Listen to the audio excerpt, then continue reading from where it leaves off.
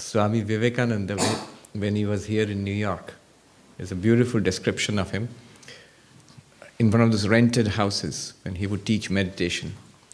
That posture, this one, he would sit like this, and he said, now we will meditate. And he would sit, and the description is he would become like a stone Buddha, like a bronze image of the Buddha, absolutely still. And others would also sit, some on the carpet, some on chairs. There's even a description of people sitting on the sink because there was no place to sit. It was so crowded, small rooms. And they would meditate. 15 minutes would pass and a half an hour would pass. And Swamiji absolutely motionless. He's lost in samadhi. He meditates, he goes into samadhi. 45 minutes and people are starting to fidget, look up and then close their eyes again. 1 hour and 1.5 hours and 2 hours. And people would gently get up and quietly slink away. 2-3 hours later, he would open his eyes and the room would be empty. He's made them all disappear. And he would be ashamed of these things. And he would try not to get so absorbed. In Thousand Island Park, I went there recently in St. Lawrence River, where he went and spent 6 months. That book, Inspired Talks. There was a cottage, there is this cottage, Miss Dutcher, Elizabeth Dutcher's cottage. And about 10, 12 people, they gathered, a dozen people actually, they gathered there.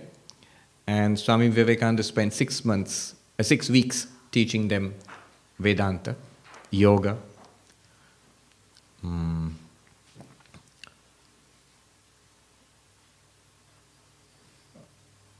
Why did I bring up Thousand Island Park? Yeah, the meditation. Yes, on the rock. So once he went for a walk outside, and there's this oak tree, and he said, we shall now be like Buddha under the Bodhi tree. And he sat down to meditate. I think Miss Josephine MacLeod and somebody else was there at that time. Christine, yes. And a rainstorm, a squall came. Vivekananda, the description given is that he became like a bronze Buddha there, sitting there. And a squall came, rain and cold winds. It's on top of a little hill, if you've seen it. And the lady said, we tried our best to protect him with those parasols, the umbrellas, they put it over him. He didn't notice the shower which came and passed. He was absolutely still in meditation. So that's called the Vivekananda Rock now. If you go there, if you see that place, there's a plaque there.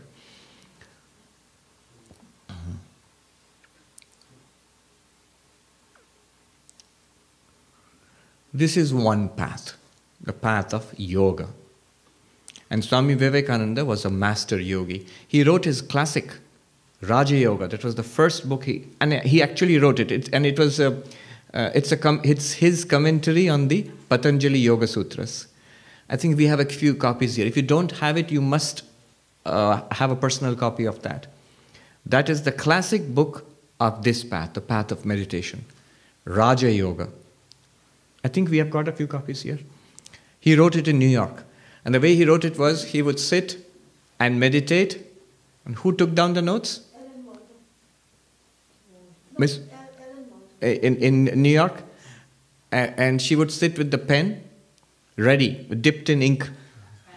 Because when he would start speaking, would come a perfect shower of eloquence. But he would sit in meditation. He would take up one of the sutras and meditate upon it, and then dictate. And she would take it down. And then he finally saw the proof, and it was published. So it was during his lifetime. There are copies of it signed by Vivekananda. I've seen a copy which is given to others. This one, and later on Karma Yoga, which is a compilation of his lectures on Karma Yoga. These two books. You know the author J.D. Salinger? He writes, these are two classics which I believe our modern American youth ought to carry around in their pockets. The two little classics of Vivekananda, Raja Yoga and Karma Yoga. Karma Yoga, do we have any copies here? Yes. So that is what might be called a progressive path. A progressive path is, do you notice when I talk about yoga, I give you clear instructions? how to sit and what to think, where to pay attention. You know what to do. It is something to be done with your attention. And you know what kind of mind you want to attain. You also know more or less where you are. Wandering mind, peaceful mind, concentrated mind. No, I have to bring the mind back. You know these things. It might be frustrating sometimes when you're not able to concentrate, but it's a known kind of frustration. You know what to do about it. So clear instructions and clear, you know what to do, where to go, and more or less where you are along the path. All those things are more or less understood in this path. This is the progressive path. But you will notice when I talk about the insight path, the path of Vedanta, the path of knowledge, I don't give you clear instructions. I give you little stories, examples, because there is no other way of pointing it out. Language cannot express it. There's no particular thing that you can do to get it. It has to be approached elliptically. I have to keep on pointing it out to you so that one gets it. If you get it, you get it. It's unmistakable. In the progressive path, there is progress, there is you advance, sometimes you regress, and you know where you are. There is frustration and struggle. In this path of knowledge, one seems to be circling round and round and not getting anywhere particularly. One seems to be where one began years ago, gathering a lot of information and philosophy and metaphysics and epistemology, but not really making any kind of change until the day it changes. It all changes. You get it. You make the breakthrough. Once you make the breakthrough, there is no going back. Swami Vivekananda says in one place, it's like a trick picture. Have you seen some of those pictures where it's like a mass of dots, but somebody tells you there's a flower, or I've seen a picture, it's supposed to be Shiva. It just seems a mass of colored dots. It's Shiva meditating. And you stare hard at it, you say, I don't see anything. And suddenly it falls into place, a trick picture. Have you seen some of those? Swami Vivekananda says it's exactly like that. Once it falls into place, you've got it. So the way to approach it is indirectly. That's why so many stories and examples. One beautiful story which I want to share with you today is very wise stories of Mullah Nasruddin. So Mullah Nasruddin, what he would do, he was a trader, and he would carry goods from one kingdom to the next kingdom, and the border guards knew that he was smuggling. That here comes the mullah with goods, all sorts of things loaded on his donkey, and he comes across, and they check every item. Everything seems to be on above board, but they know he's a smuggler. He's doing something, but they don't understand what. And every time they check, and all the goods are fine, and they have to let him go through. And many years later, he retired, and one day he met those border guards who had retired by that time, and they sat down for a cup of tea, and the guard said to Mullah Nasruddin, I know what you are up to, but I could never really get it. What is it that you are smuggling? And the mullah said, donkeys.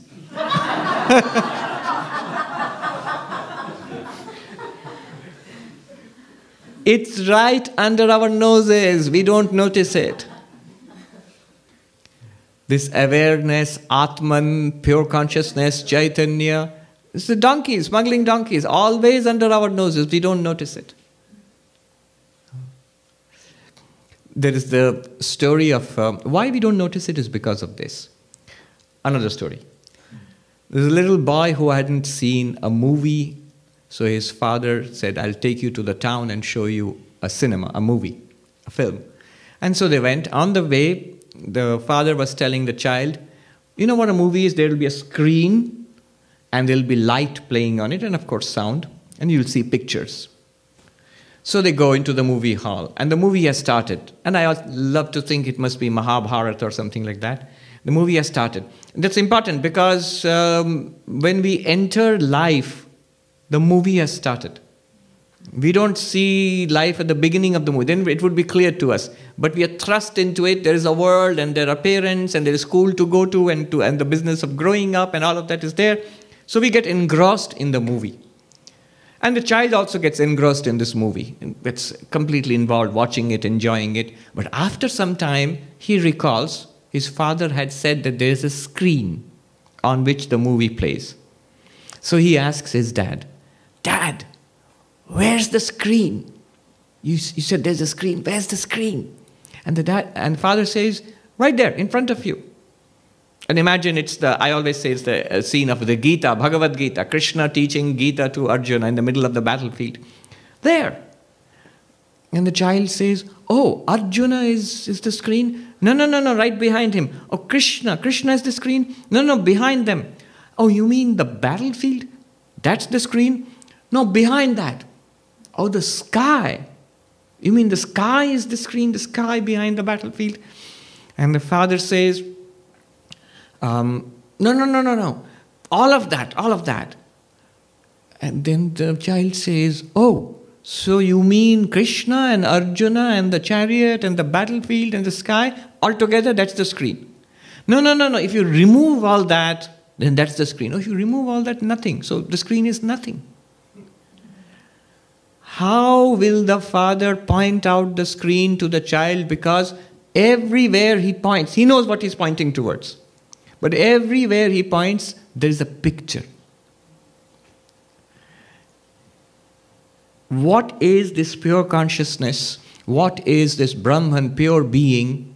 It can be pointed out very easily when you know what. But what you point to, it's always covered with a name and form. You say, "This is it." "Oh, you mean the bottle?" No, not the bottle. So everywhere it is there, but it is covered by Maya, the screen of names and forms. Sri Ramakrishna says in his very simple way, he's sitting on that little cot in Dakshineshwar, and he says, "You know what it is like? Here I am. You see, you can see me," but he puts his little gamcha, towel, puts it in front of him. So now you cannot see me. And he removes it. Now you can see me. Now what is that screen? That is Maya, the names and forms.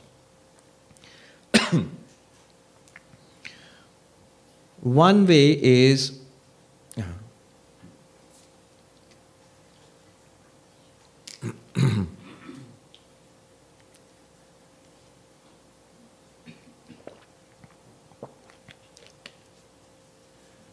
let me give you another example. The example of space is there in Manhattan. I noticed that in Manhattan, when it is cramped, all these buildings, and suddenly you come here, get out of the car, and you look out over the lake, into the hills and the forests, and the abundance of space. So what you did not notice earlier, suddenly you feel it. The vastness of space all around. It's like that. It's ever present. That awareness is ever there. In fact, one of the names given to it in Vedanta is Chidakasha, the sky of consciousness. Here is a Mahakasha. Mahakasha is physical space, this one, where we are. And all of this we are experiencing in our minds. Thoughts, feelings, perceptions, coming and going emotions. That is called Chittakasha, the space of the mind, or sky of the mind. Physical sky, mental sky. But all of those experiences are also happening in awareness. That awareness sky, Chidakasha, it's infinite. In that arises Chittakasha, thoughts, feelings, perceptions. And in those thoughts, feelings, perceptions, you experience a physical world outside. So, Mahakasha, literally the great space, meaning the physical space, the universal space, all of that is cognized in Chittakasha, mental space. All of that is cognized in Chidakasha, the sky of consciousness. What a beautiful term, the sky of consciousness. Now it's difficult sometimes. Suppose someone does not understand what space is. How will you make that person understand? Here is space. And say, "Oh, this person." No, in between. In between there's nothing. So there was this student who goes to a guru and who doesn't understand what space is. And the guru tries this way and that way to point it out. He doesn't understand. And the guru says, all right, you stay here. I will help you. But what you do is, as long as you're staying in the ashram, do some work. Here is in front of the ashram, there's a little space. You cultivate flowers, sunflowers. So this young man, he sows the seeds, he waters them, and he's staying in the ashram and studying with the guru to know what is sky, what is space. And after some time, the plants sprout and they began to grow, the saplings, they began to grow. And sunflowers, they grow very tall. So it begins to grow and grow, and weeks pass, and every day he tends to them, he loosens the soil, he puts water on them, and then the flowers begin to bloom, and it's quite thick. They are quite tall. The whole bed of sunflowers in front of the ashram, covering the front of the ashram, it's all there. After some time, when the plants are fully grown and thick and large and covering in front of the ashram, the guru one day says, when the young man is going out to water them in the morning, he says, wait, today take this sickle and cut them. Cut them. Yes, cut them all. Just remove all of them. And so he starts cutting. And within a short time, he's done. Everything is cut down. And the guru says, see, space. He said, oh, I see. That is space. What was the method? It was covered up, filled up with something. But in order to remove it all. And then you get it. This is called adhyaropa apavada. Superimposition, desuperimposition. Or Vivekananda calls it hypnotization, dehypnotization. We have already hypnotized. Half the work is done. We have grown the sunflowers. Now the thing is to cut it and appreciate the space in which they stand. How is it done? All Vedanta depends on this. One teacher said, "Ye to Vedanta ka hriday hai." This is the heart of Vedanta. This method of superimposing something only to remove it. For example, recently we have been studying in the Vedanta Society Mandukya Upanishad. We took so much time to point out, who am I? Here I am, the waker with the waker's body and mind, experiencing a waking world here.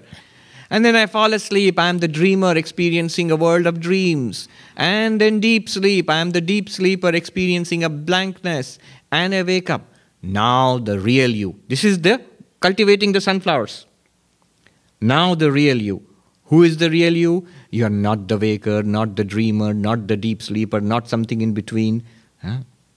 You are not something that can be seen, that can be heard, that can be smelt, tasted, touched. It's not something that can be grasped, that you can walk to. Do you remember the 7th mantra? Those who attended the class, we did it. Nanta pragyam na bahish pragyam na ubhayata pragyam na pragyana ghanam na pragyam. Adrishtam abhyavaharyam agrahyam alakshanam achintyam abhyapadeshyam. So, all negatives, cutting down the sunflowers. Till you realize what you are. Adhyaropa apavada, superimposition, desuperimposition. Or you take the method of this Taittiriya Upanishad. Today we chanted Satyam Jnanam Anantam Brahma, that's from Taittiriya Upanishad. What is the method there? The method of the 5 sheets. Here, see, physical body. Notice, physical body. Then go deeper, inward. What is the quest? Who am I really? Go inwards. The breath, prana. Go inwards. What is aware of the breath? The thought, mind. You must notice it yourself. Body I can demonstrate. Breath I can breathe heavily and can let you know that I'm breathing. But mind, unless you are a telepath, I can't demonstrate. But the people there are telepaths. I have met a few. Those are remarkable stories. Maybe later on tonight I can share some different interesting stories. There's this person I asked once. He had some powers, but I just wanted to see if they are tricks or not.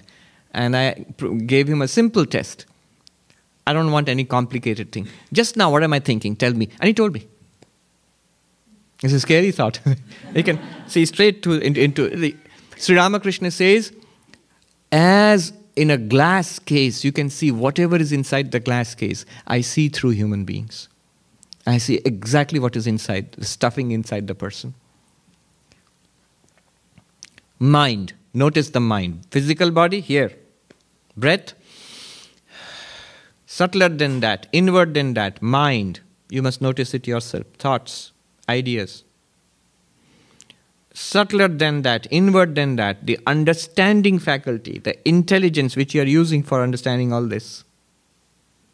Subtler than that, inward to that, the bliss sheath, the sheath of complete restfulness, blankness, voidness. If you try to go beyond the understanding, faculty of understanding, buddhi.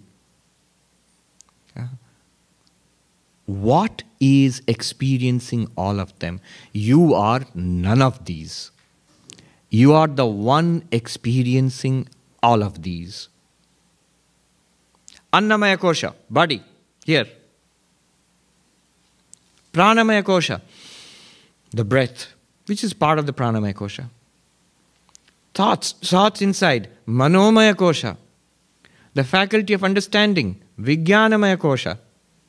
And we don't even think about that, we don't even notice it. What you experience in deep sleep, the anandamaya, the bliss sheath. This basically constitutes whatever we are aware about ourselves.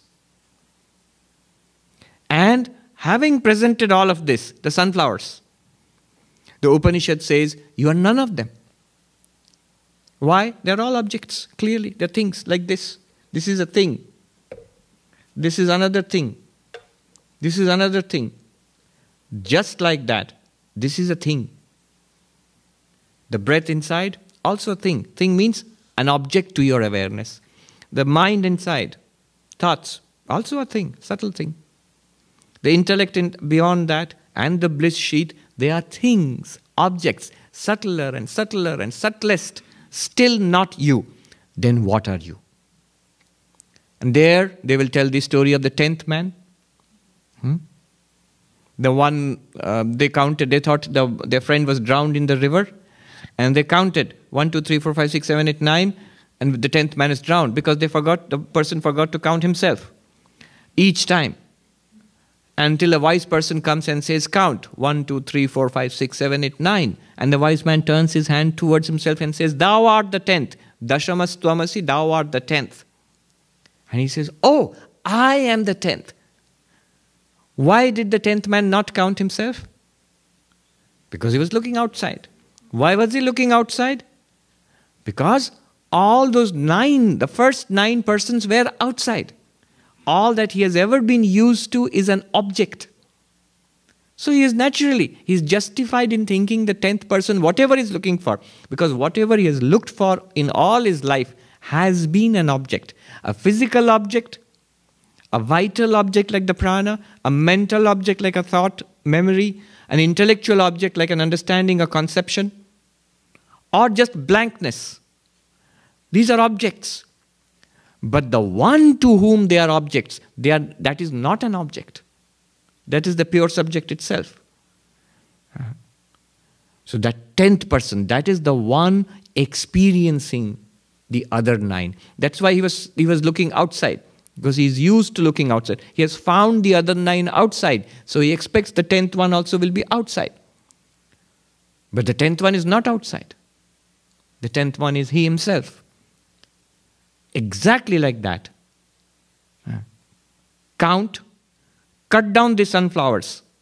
Not body, not prana, not mind, not buddhi, not the anandamaya, the bliss sheath, the blankness. Try to see. You are the 10th man. You are the experiencer of the 5 sheets. What is that? Go deeper and deeper and deeper. Simply try this technique. This is cutting down the sunflowers. And then you have to notice the sky. What is cutting down the sunflowers? Here is the body. It's an object. Think like this. Breathe in and breathe out. Not to follow the breath. Mind on your tummy. That's the other path. This one is All right, I'm aware of it. So the breath is an object. Then go deeper. So am I the mind? No, I'm aware of thoughts also. So the mind is also an object, a very subtle object, but an object. Even the intellect, which is trying to understand all this, is also a process. I can feel it churning away, working away. It's an object.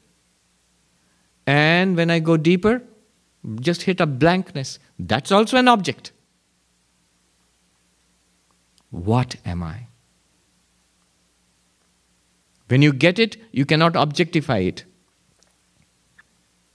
Be aware of what you are not and rest in what you are.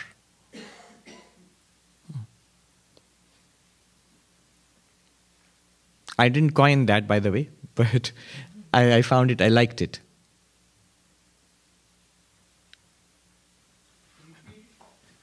Be aware of what you are not and rest in what you are. What you are, you cannot be aware of that. You can't objectify it. The 10th man cannot see himself outside. Correct? The 10th man can only recognize, I am this. Have you heard the story of the headless Shiva? The man who kept on searching for Shiva, Om Namah Shivaya, all his life, could not find Shiva. And one day he was praying desperately to Shiva that I've searched all my life, but you did not come. At night he got a dream. Shiva appeared before him and said that, tomorrow I'm going to come and meet you. Oh, great. How will I recognize you? Look for the headless man. The next day he started looking. All have heads.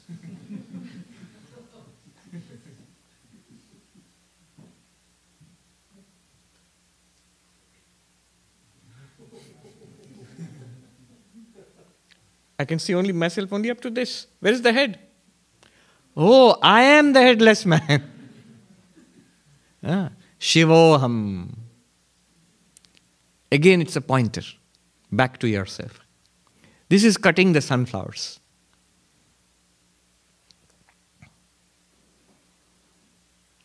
All right. Couple of distinctions now. I want you to understand the distinction between two terms. Yesterday, Deepak asked a question, but that I want to bring up today. We keep talking about consciousness, awareness. A distinction has to be made here between Swarupa Jnana and Vritti Jnana. Let me write the terms and I'll explain it.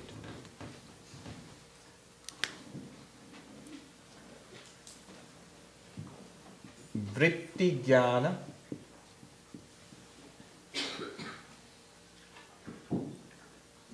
Swarupa Jnana.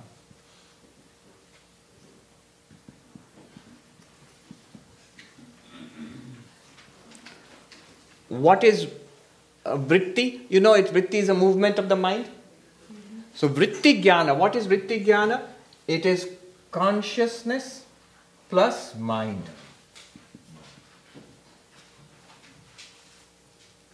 And what is swarupa jnana?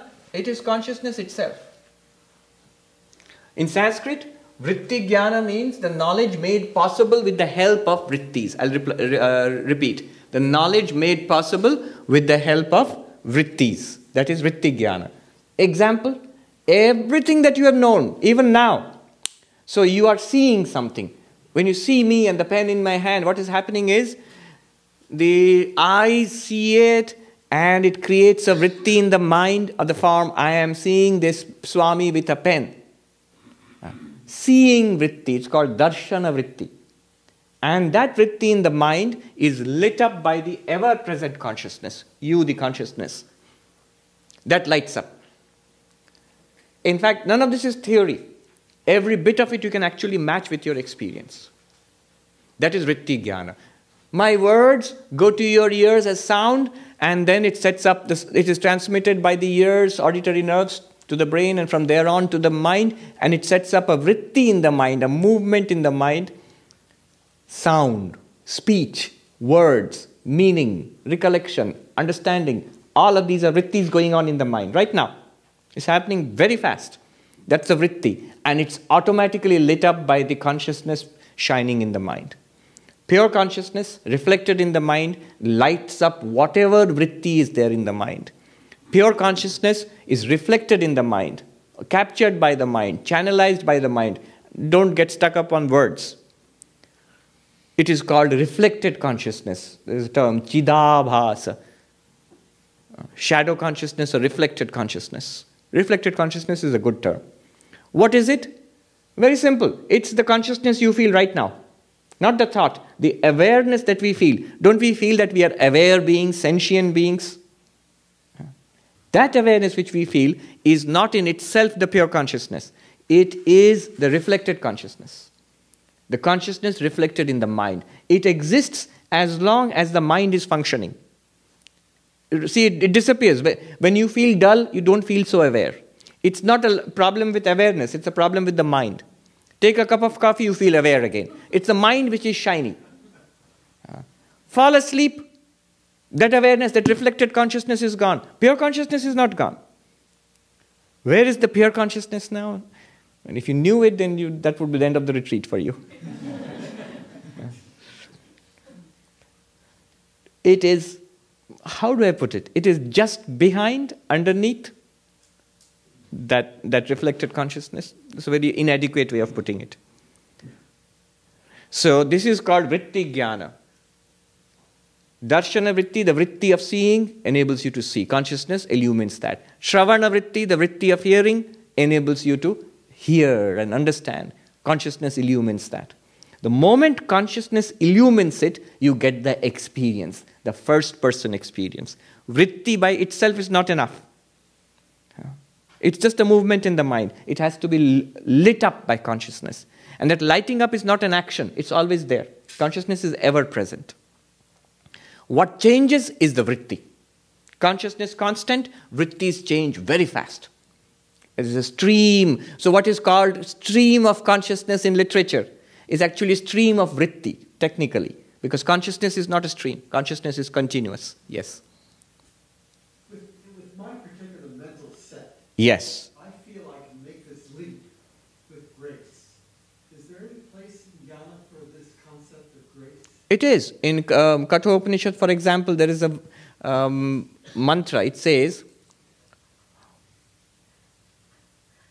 whoever it chooses, that one gets it.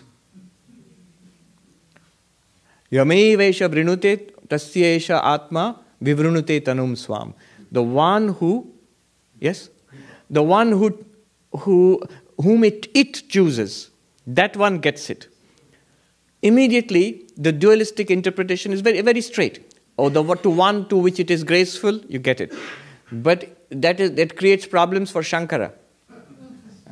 So, immediately he gets down to work. He is like, this won't do. You're messing up philosophy. So, what does he do? He asks, you see, the delicate movement. He asks, whom does it choose? That's a good question. Whom does it choose? And his answer is beautiful. He says, whoever chooses it. You have to choose it. You think, I am this jiva, this sentient being. I'm trying to understand my real nature as if it's different from me. Fine. Think that it's different from me. It's not. That is the error that has to be removed. I choose it. I choose it means I want to know it. That is the purpose of my life. I am a spiritual seeker. Who are you? I am a spiritual seeker. What do? I go to retreats. That is choosing. That is what is called choosing. And one day we will get it. Who will get it? We will get it. Yes. Whoever chooses it will get it. The one it chooses will get it. But then whom will it choose? The one who chooses it. How do you choose it? Because you have to want it. Not only put it on your to-do list, and 2018 to-do list, and by the time December 2018 comes, oh, I didn't follow up on that. Not that kind of to-do list. Actually, my whole purpose. Who are you? I'm a spiritual seeker. You don't have to put on this dress to be a spiritual seeker. All of us here are spiritual seekers. Our definition of ourselves should be that. You could be a housewife, you could be a professional, you could be a monk, whatever. That's your external thing. Arjuna was a warrior. Krishna was a cowherd. Yeah. But each of us, we are spiritual seekers. You just have to own up to it, that ultimately that's my purpose in life. Yeah. What is Swarupa Jnana? Swarupa means, Swa means own, Rupa, nature, form. My own nature knowledge. Jnana, knowledge. Knowledge, awareness. So vritti jnana is that knowledge which I get through vrittis. Where is consciousness? Consciousness must be there. It is prior to all vrittis. Consciousness is prior to all vrittis. Vrittis come and go, consciousness does not go. Consciousness makes vritti jnana possible. Consciousness makes vritti jnana possible. There is a fantastic verse which Vivekananda was so fond of quoting. Tameva bhantam anubhati sarvam. That shining, everything else shines. That shining. Everything else shines. Tasya bhasa sarvamidam vibhati. By its light, everything is lit up. By its light, everything is lit up. By its light, everything means all the vrittis are lit up. What is it in itself? Pure awareness, Swarupa Jnana. When is it? All the time. All the time. Who are you? You are this one. Swarupa Jnana. Remember, those who know Sanskrit, Swarupa Jnana is not Jnana about the Swarupa. Your Swarupa itself is Jnana. Swarupa means your own nature. I, me, myself, what am I? Equal to Jnana. Jnana means awareness here. Your Swarupa is Jnana.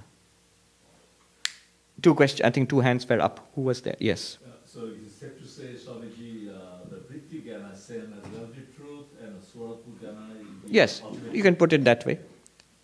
Somebody else had raised a hand? No. Yes. Yes. Swarupa Jnana is not Jnana about the Swarupa. It is you, the real Swarupa, the real nature. It is pure consciousness. It is what is called Satchidananda. There are different names for it. Chit, consciousness, pure consciousness. Chaitanya, pure consciousness. Samvit, Chiti, the feminine form of it, pure consciousness. In Buddhism, it is called pure mind or natural mind. It's called the clear light of the void. It's called the Buddha nature. Yes. Earlier in the classes we said that vritti was the purest form. I may be wrong in my thinking. Purest form of what? Of consciousness. No. Absolutely not. Don't make that mistake. Vritti is a movement in the mind. Thoughts, feelings, emotions, ideas, perceptions, apperceptions. They're all vrittis in the mind. Whatever you can see inside, what you can see on the outside, the public thing, physical. This is, vritti simply means a modification. If I raise my hand, it's a vritti of the body. So this is technically called chitta vritti, movement of the mind. Vritti means modification. Any modification. I move my hand, it's a vritti of the hand. Movements in the mind, thoughts, emotions, mind is used in a very general sense here. Includes intellect, ego. Ego is a special chitta vritti. The I, operation of the I. So all of these are vrittis, and they are not you. There's just an instrument, an app. It's, yes. Can you explain what that I is from? The I, the ego. Right now if you feel the I, it is called this I mean the vertical I. It's the ego. In Sanskrit, ahankara. It is clearly a vritti, a movement of the mind. If you think I, it's there. If you don't think, it's not there. If you notice it, it comes up. It's an activity of the inner instrument called the antakarana. What it does is, it has a particular function. It's in fact defined in Vedanta. Abhimanatmika antakarana vritti ahankara. The abhimanatmika, which means, how do I translate? Abhiman means that which collects everything, which unites everything as I, me, mine. I am this person, it is my thought, my memory, my body, my problems, which all the activities of this body and mind are integrated by this activity called I. And Vedanta, and that's what we take ourselves to be all the time. It's natural, it's a function of the mind. It's meant to do that. What Vedanta tells us is you are not it. it's also an object. You want to see? Greg Good's method? Yeah. He's a psychologist working, very, very much influenced. In fact, he started studying Vedanta with Adishwaranandaji in the New York East Side Center. He told me, Greg, long time ago, in the 1970s, Greg Good, Goode. He's in New York. I had some email correspondence with him. So he does counseling and all of that. So he gives this simple method. What he does is, you just sit straight.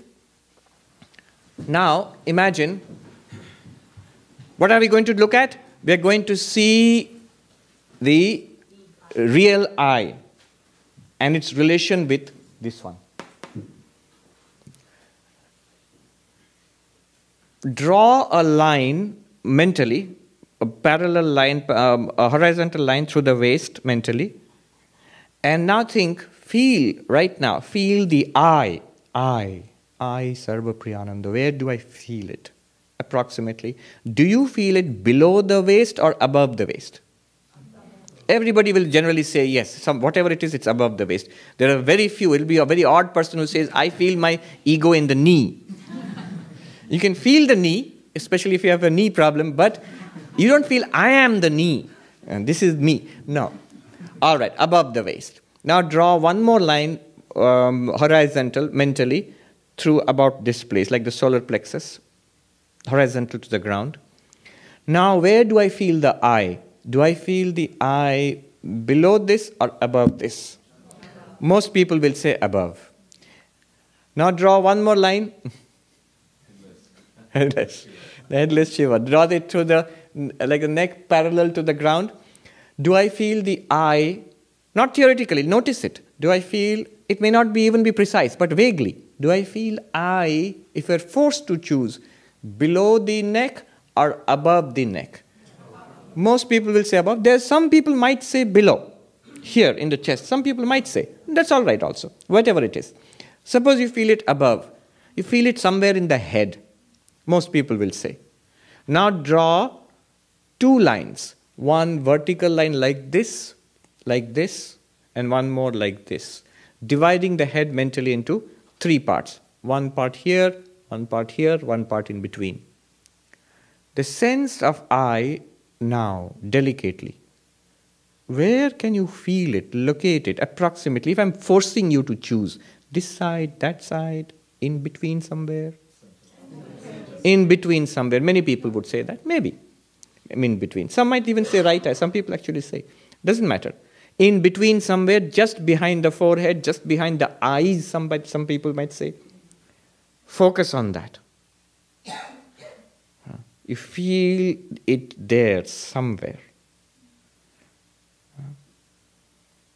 Now, clearly you feel it. It's an object. What is feeling that thing? What is feeling that I sense behind the eyes, behind the forehead? You can never catch it. Remember that formula. Be aware of what you are not. Rest in what you are. That which you feel between the eyebrows or behind the forehead, that is the ego, ahankara. It's a function of the mind. It can be clearly objectified to this extent that you can actually locate it as a feeling. And there are very simple reasons why you feel it there. Because most of the senses are heavily located in the face, in the head. The ears, the eyes, the nose, the tongue, and the skin is very sensitive, multiple muscles and all. So a presence of that reflected consciousness is very strong in the head region. And very naturally you associate your presence there. That presence there in the head, that's the ego. The one which is aware of it, that's the real I, the real you. You can never catch it. Whatever you catch will be an object. That ego is shining in your light, in the light of the Atman. All the time. If you notice it, it will come up. It will become awake and say, yes, I am doing Vedanta. Yes, I'm on the job. No, it is not. It's not on the job. It doesn't do anything. Yes. It goes like a ping pong. Yes, like a ping pong. Correct. Where is the pong? Ping the pong. Ah. It is the ping pong. It goes like that. But you are not the ping pong. You are not going like that. Follow this. Follow this. Watch this. Somebody showed a very good idea I got from. He said, "See, our mind is like. Suppose you are teaching somebody to drive on a rainy day like this, and he said, switch on the windshield wiper, and the windshield. You have to watch this. The windshield wiper comes on, and this guy who's learning to drive, he goes like this. You say, hey, keep your eyes on the road. He said, okay. And the windshield wiper comes. No, keep your eyes on the road, on the road. Okay. What you're supposed to do is this. Not. This is the mind. And we keep following it. Whatever it does, we dance along with it. Like this. No. You are different from this. Let it do. Ping pong. It takes a little effort because you are hypnotized. We have habituated into. Remember that. That is the mind. Let it do its work. Does Vedanta try to take this I and point it to consciousness, or does it leave the Okay, I alone? very good. Now, you are right. This I has two parts. Aham, kara. It points to consciousness. The ahankara, the ego, has two parts. It's also a vritti. See, any vritti has two parts. It is the mind, but it's also lit up by consciousness. It is irradiated, lit up by consciousness. So any vritti can be used to point back towards consciousness. Most of all, this I vritti. This is usually what it does is here is consciousness, plus here is mind, plus here is body, and here is the external world, a flower maybe or something. And what this I vritti does is, it usually points to body-mind. But Vedanta says this one is actually pure consciousness, this one. The I, you will have to see when you say find out who am I, then you say the I which naturally points to body-mind, you have to see that it is not actually body-mind, it points to pure consciousness. That is the whole project of Vedanta. What happens to the thing in the front of it? Is it gone? No, it's there. If you say that I am not the windshield wiper, does it stop working? No. It will let it go on working. Why do you have to do this? Let it go on working. You, the pure consciousness, you don't have to do anything. It is always there. It is stable, steady, and shining. It is it is a flawless piece. Completely undisturbed and undisturbable. If you think you are disturbed, it is something in the mind or the body. Now this I is continuously identified with mind and body. We are trying to see that how it points to pure consciousness. The real I is none other than the pure consciousness. And the ego, which it will go on working as body-mind, but it points to pure consciousness. You know that the real I is I am this, but in day-to-day activity, the I will continue to work as with the body-mind. So, in Panchadashi, who am I? This I, the ego, this one. There are three meanings. In Panchadashi it says there are three meanings. 1, 2, 3. The I has three meanings. One meaning is for the unenlightened. What does it mean? Body-mind.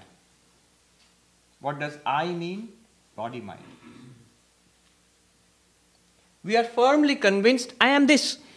We are convinced about it, we don't question it, we behave as if I am this, and we speak as if I am this, and that's it. There's nothing more to it any more than that.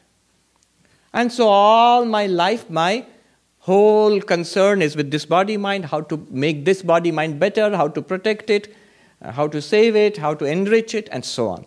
This is the unenlightened state. That's where we are. The enlightened person uses the word I in two senses. Two senses. One is the primary meaning of the word I, and one is the secondary meaning. This all I. When the enlightened person says I, it doesn't mean this. What that enlightened person means by I is pure consciousness, this one. That's the primary thing. If you ask that enlightened person, who are you really? Aham brahmasmi, chidananda rupaha shivoham. That's a fact. Whether that enlightened person tells you or not, that person is completely convinced about that. There's no doubt about it. That is the primary meaning of the word I. But the enlightened person also uses the word I in a secondary sense. That's the third meaning of the word I. That is body-mind again. But this body-mind in a secondary sense. In what sense? Only in a transactional sense. Only for dealing with us and dealing with the issues of life. Sri Ramakrishna, he would slip up sometimes. Sometimes he would say, Ami jal khabo, I will drink water. And sometimes he would say, this one, ekhankar. Once he worshipped this picture of his. He says, one day it will be worshipped, ghare ghare puja habe, it will be worshipped in houses across the world, he said one day. And he offered flowers to this picture. As if this thing, it's a very holy thing. But for him, he's using the word I in a secondary sense then. When he says, I will eat, I will go, this is hurting. All this has tremendous impact on our life. When Hari comes in, Sri Ramakrishna suffering, dying from cancer, terrible pain. A doctor told me that it's one of the worst forms of cancer. Very messy and terrible and a lot of suffering and discomfort. He's dying. And Hari comes and asks, how are you today, sir? And he says weakly, Sri Ramakrishna says weakly, I can't eat and there's pain here. And Hari says to him, but sir, I see that you are in bliss. That's a cruel thing to say to a person dying of cancer. And what is Sri Ramakrishna's reaction? He bursts out laughing and he says, oh, the rascal has caught me out, has found me out. What does that mean? It means when he's saying, it hurts and it is uncomfortable and I'm in pain, is he lying? No, it's true in this sense. You are beyond it all, it's really nothing to you. Yes, that's true in this sense. Both are true, yes. Alright, so in the number 1 Yeah. and the number 3, Yeah. both are using I in the sense of body. Body mind, yes. The difference when the enlightened person uses the number 3 is because when he's using the number 3, he's still perfectly aware of the number. Correct. Aware means he knows. Example, a person who is acting. It's an actor, suppose. You act as a king or a pauper or a beggar or a soldier in a drama. Now, when I act as a king in a drama or a soldier in a drama, I know I will act like that soldier, speak like that, give the dialogues, behave like that. All the time I know I am this actor. I am this actor. And I don't have to keep reminding myself in case I forget. I'm Sarvapriyananda. Morning 1 hour, Sarvapriyananda. Evening 1 hour, Sarvapriyananda. Otherwise, I might forget. Never. You don't do that. You don't do that. You see how silly it sounds. But many people think, at the very least, I have to hold on to this. This becomes a big problem. When you begin to get it, that I am the witness consciousness, this becomes the number one question. How can I hold? This is great. How can I hold on to it? How can I hold on to it? I seem to be losing it. I'm losing it in both senses. How can I make it permanent? It is permanent. What is not permanent is the thinking going on in that mind. And that will never be permanent. Don't worry about it. Relax. I'll tell you a very inspiring incident which happened. There was a very great teacher, Ramananda Saraswati. I sometimes mention him. He passed away a few years ago. He was a wandering monk, but he was regarded as one of the recent Jivan Muktas, enlightened while living. If you're doing this, you know that you are pure consciousness and you behave as body and mind, you know secondarily, then you are a Jivan Mukta, enlightened while living. Once we were sitting, it happened in front of me, we were sitting a group of monks and some other devotees in Haridwar, and the Swami was sitting up there on the stage, and one young monk was questioning, and very good Vedanta questions. And at the last question was, but at least we must hold on to that awareness, Aham Brahmasmi. We must hold on to that, Aham Brahmasmi, that much we must have. Mindful of it. Mindful. That is, you see, that's the first path, the progressive path. I must be aware, like holding on to the awareness of the belly expanding. We must hold on to the awareness that I am Brahman. And listen to Ramanandaji's response. I'll tell you in Hindi and then translate. Immediately he said, stunning response, Wahi to nahi karna hai. That is what you must not do. If you do it, that is the ignorance that ties you to the body-mind. You're still using the mind to sustain what the mind is presenting before you as enlightenment. Mind not necessary. Your own name. You don't put any effort towards reminding it, to remember it. Do you do japa of your name? Sarvapriyananda in the morning, Sarvapriyananda in the evening? No. Somebody calls, Swami. I say, yes. Or do I look around? Swami, who is there? Oh, me. Yes. No, I don't do that. Immediately, Swami. Even when I'm dozing, Swami, you're sleeping. Swami. Now, this name is something, it's a conventional thing. It has been imprinted on my mind just a few years ago. See how powerful it is. And that consciousness, which is behind that mind also, once you realize that, there is no chance of forgetting it. I'm telling you, once you walk through that gate, if you don't do a single day sadhana after that also, you'll never lose it. It will be instantaneously available to you all the time. But don't stop doing sadhana. Sadhana is for the mind. If you do Hatha Yoga, for the body. Sadhana, if you do prayer and meditation and concentration and dwelling in that awareness, that's for the mind. The mind becomes more and more accustomed to thinking of itself as reality, this one. Really, this one. Not this way. I'll come to you. The gentleman back there. Yes, you. Yes. So when Sri Ramakrishna refers to the body, is it that the pure consciousness speaking through Sri Ramakrishna? Of course, all the time, whatever we are doing, even now, the fact is, everything is done by pure consciousness. Actually, nothing is done by body-mind. It's an interesting thing. My body is doing it, my mind is doing it. Actually, no. I, the awareness, am doing it through the body-mind. It is pure consciousness speaking through body-mind. Always. How is that possible? Think about it this way. When I say, I am happy, I'm saying it now, I am happy. What actually said it? The tongue, the lungs, the vocal cords.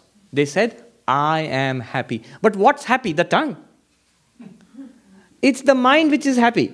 The mind is using the tongue to express, I am happy. Exactly in the same way, pure consciousness uses the mind to formulate the thought, Aham Brahmasmi, I am pure consciousness. Because that's the function of the mind, to think. It's not the function of pure consciousness. Yes. What's the relationship between number two with the pure consciousness with my neighbor's pure consciousness? It is one and the same. Good question.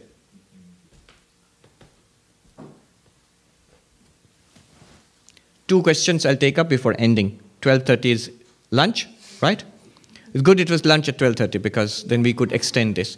Two questions. One is, what is the relationship between my consciousness and that person and my neighbor's consciousness? The question is, this witness consciousness, how many of them are around? 60? You have read too much Vedanta. You immediately said one. But if you ask Sankhya, they will say as many sentient beings, so many pure consciousnesses. Yoga, they'll say as many sentient beings, so many pure consciousness. If you ask Vedanta, one. Why? Why do you think it's one? Why do you think it's different? Because of the conditioning of the body, because of the conditioning of the mind. Clearly bodies are different. Here, you can count 60. Clearly minds are different. With the thoughts in your mind, the experiences, the memories, the personality you have, she does not have. What she has, I don't have. They're different. What differentiates consciousness? What justifies you in asking this question, how many consciousnesses? Because you see so many bodies. You know that the minds are different, persons are different, clear. That is understood and admitted. But consciousness itself is not different. I can't take his car and ride. You come up to me. Yes, that's the person, that's the body. Yeah, clearly. The body. The light shining through. Imagine a big pot with many holes. From outside you will see many beams of light coming through if there is a lamp inside that pot. But the source is one. There are not many. Which one? Is it a whole or a part? No. If you say that we all have parts of pure consciousness and there's a whole pure consciousness, that is Vishishtadvaita. You're on the right track. It's Vishishtadvaita, qualified monism of Ramanuja. Whole and part. We are parts of a divine whole. This universe is an organic unity, and that unity, it's an organic unity, it's not an identity. The body is an organic unity. Legs and belly and hand and head and ears and eyes, they're all parts, but they're all different from each other. They're all parts of an organic unity. This is Vishishtadvaita, not Advaita. What does Advaita say? In consciousness, there is no part and whole. Akhandam. Akhandam means undivided. Let's put it this way.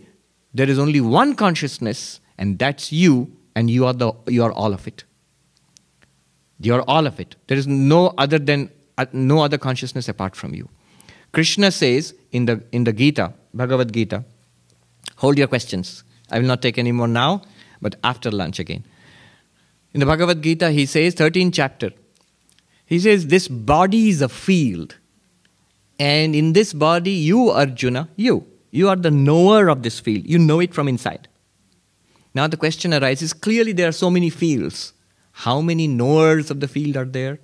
Ultimately, minds of course are many. That's also part of the field. Krishna says in the next verse, Kshetragyam chapi mam vidhi sarva kshetreshu bharata. Know me alone to be the knower of the field in all the fields. Two questions have been answered here. What are the two questions? How many consciousnesses? One. What is God? What is God? We're talking about religion. We haven't mentioned God till now. What is God? It is that one knower in all beings. In every being of the universe, whoever has existed from beginningless time. It's that one knower. And Krishna says, I am that. If this direct path is too much, you can stop here and say, I worship and surrender to that one. Here is the path of devotion. Branch off. Your exit to the path of devotion. If you care for your safety, take this exit. If you miss this exit, you are in trouble. Because what remains after this is very serious stuff. Yes, that is one question. So there's one consciousness according to Vedanta, shining through many bodies and minds. Your neighbor is a different body, different mind, but you and your neighbor are one as far as that awareness is concerned. We are all one being. Not brothers and sisters, literally one being. And the second question I wanted to just touch upon here. All beings, all awareness. Plants, animals, everything. What is a plant? Different body. What's an animal? A different body. Wherever consciousness is reflected. And what are non-living things? What are the bodies and things like this? They are appearances of that one consciousness alone, with different names and forms. All right. One more point I'll quickly mention, but it's a very deep point. I mentioned what is our ordinary knowledge, vritti jnana. What is pure consciousness, the real self, swarupa jnana. Then what is enlightenment? The term used is Brahma Jnana or Atma Jnana. Atma Jnana is self-knowledge, self-realization. It is a special type of vritti jnana. A special type of vritti jnana. It also happens in the mind. There's a lot to be known about that, but it will require a full lecture. What exactly happens in enlightenment? But know that it is necessary. Because the question might come, if I am always this Swarupa Jnana, if I am always this pure consciousness, what more needs to be done? What needs to be done is you have to awaken to that nature. Somebody, there's a young man who was poor and somebody left him, a rich uncle left him, proverbial rich uncle left him $1 million. So now he's a millionaire, but he's still on welfare. And you say, what happened to you? He says, I have heard that I'm a millionaire, but I don't know where the money is. It doesn't pay my bills just to know that I'm a millionaire. To pay the bills, I have to get that money. Similarly, that this pure consciousness, we have to know it as, we have to actually recognize it. And that recognition happens in the mind. We have a deep error in the mind. We think we are body-mind. What Vedanta does, I'll repeat this. What Vedanta does, precisely, and I'm translating from Shankaracharya only. What does Vedanta do? Somebody asked him, if you are Brahman, then what is Vedanta doing? You're already Brahman. If you have to go to heaven, I know this is the way. If you would attain Samadhi, here is the way to meditate. But if you're already Brahman, then what is Vedanta doing? So what Vedanta does is this. It cures or it corrects the error that I am not Brahman. All that Vedanta is trying to do is to correct the deep-seated error that I am not Brahman. I am not aware that I am this pure consciousness. The very existence of this I am not aware of. It is veiled from me. And being veiled from me, it shines upon body and mind. And I take it, this body-mind, I am. This is who I am. Why? Here it is, revealed. This is me. This is what is happening. And Vedanta corrects this error. I never was body-mind, but I am convinced that I am body-mind. This conviction has to be changed. And that pure awareness, which is right here, shining through my awareness of body-mind, it's that same awareness. This one has to be isolated, understood in isolation as my real nature, then come back to the business of living, no problem at all. That is enlightenment, Brahma Jnana. It's called Atma Jnana, self-awareness. I'm coming to you. That self is also Brahman, the ultimate reality of the universe. That's why it's called Brahma Jnana also. One additional thing I wanted to say about this. All right, ask the questions.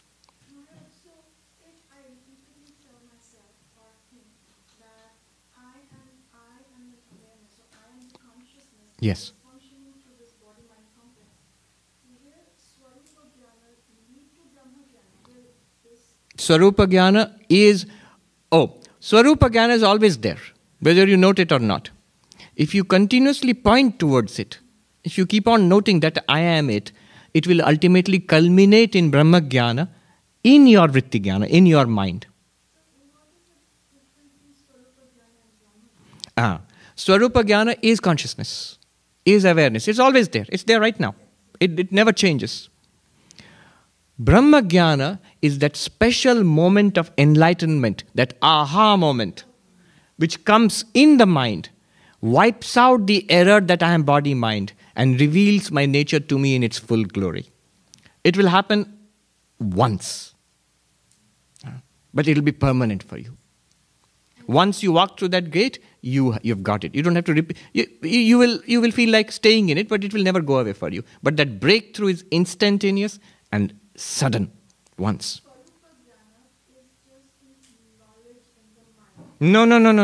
Swarupa Jnana is pure consciousness, awareness, always there, Satchidananda, Brahman. It is the ultimate reality. Swarupa means your nature. Yes.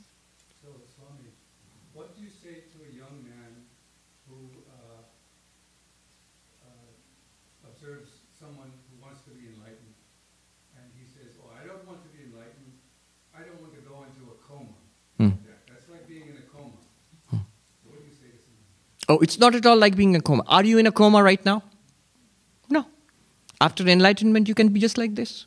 You can talk, walk, eat. You can sing, you can dance. You can fight, you can quarrel if you want to. Yes. That is Nirvikalpa Samadhi. If you remain absorbed in that awareness, If you use that progressive path which we did just now, in the morning and in the beginning of the meditation, as you become more and more focused, what are you doing there? You're shutting out the world. You're not moving around. You're not opening your eyes. You're not thinking of anything else. Only the breath. As you go deeper and deeper, the attention becomes focused like a flame in a windless place. Doesn't flicker. No other thought will come. Then you drop that also. That breath, you're aware of the breath, you drop that also. No thought at all. Absolutely serene. That is samadhi. Yogas chitta vritti nirodha. That's a special state of the mind. Nirvikalpa samadhi. And jnanis attain it. When you realize that you are Brahman, what will happen is why Nirvikalpa samadhi is sometimes associated with jnana. Totapuri did it, Sri Ramakrishna did it. You clearly realize you are not the mind and you don't need the mind. And so the tendency is to drop the mind. You realize it is no thought. There's a very beautiful verse in the Yoga Vashishta. The Jnani tells the mind, what you can tell me, what you can do for me, I'm not interested. And what I am interested in is beyond you. So keep quiet. So the mind, nothing that the mind can do is of any interest to me. No, I'll tell you Vedanta. No. What Vedanta will you tell me? I am Brahman, which Vedanta speaks about. It's the mind's trick. The moment you say Vedanta, the mind will say Vedanta. Okay, let me listen to Vedanta. All right, Vedanta. Then the mind will say, all right, now lunch. It will pull you towards that. All right. Wait, no. We'll do it on our way to lunch. Om Shanti Shanti Shanti Hari Om Tat Sat Shri Ram Krishna Arpanamastu.